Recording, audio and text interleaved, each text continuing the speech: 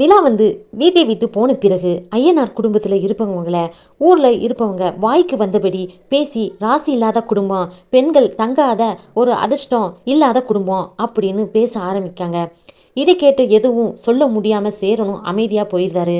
ஆனால் நடேசன் எல்லாரும் கோபப்பட்டு சண்டை போடுதாங்க. அத்துடன் அண்ணனும் தவறாக பேசிய நிலையில் கார்த்திகா விஷயத்தை பற்றி பேசி பிளாக்மெயில் பண்ணி வாயை அடைக்குதாங்க.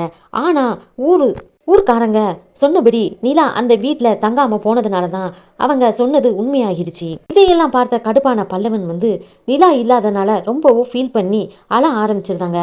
அதனால் உடம்பு சரியில்லாமல் போயிடுது. இன்னொரு பக்கம் சோழன் செய்த தவறுக்கு மன்னிப்பு கேட்கும் விதமாக நிலாவின் ஆபீஸுக்கும் ஹாஸ்டலுக்கும் சென்று மன்னிப்பு கேட்காங்க.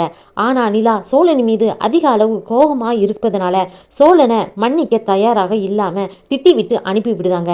வீட்டுக்கு வந்த சோழன் காய்ச்சலில் இருக்கும்போது பல்லவனிடம் நிலாவுக்கு ஃபோன் பண்ணி பேச சொல்லுதாங்க. ஆனால் பல்லவன் முடியாது அப்படின்னு சொல்லி தூங்கியிருந்தாரு.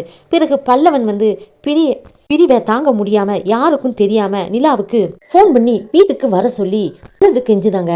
ஏற்கனவே நிலாவுக்கு அந்த ஹாஸ்டல் பிடிக்கல. ஐயனார் வீட்டில் இருப்பவங்களை தன் ஞாபகத்தில் வந்துக்கிட்டே தான் இருக்கு.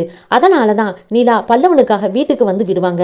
இன்னொரு பக்கம் பாண்டியன் மெக்கானிக்கல் ஷாப்பில் இருக்கும்போது வானதி ஃபோன் பண்ணி பேசுதாங்க. அப்போ கடைக்கு வந்த ஆட்கள் வந்ததுனால ஃபோனை கட் பண்ணி விடுதாங்க. இந்த ஆட்களிடம் பேசி வேலை பார்த்து கொண்டிருப்பதை உடனே கோவப்பட்ட வானதி மெக்கானிக்கல் ஷாப்புக்கு பாண்டியனிடம் பேசுதாங்க. அந்த நபரை பற்றி தப்பா பேசி கோவப்பட வைக்காங்க. இதனால பாண்டியனிடம் சண்டை போட்டு பிரச்சனை பண்ணுதாங்க.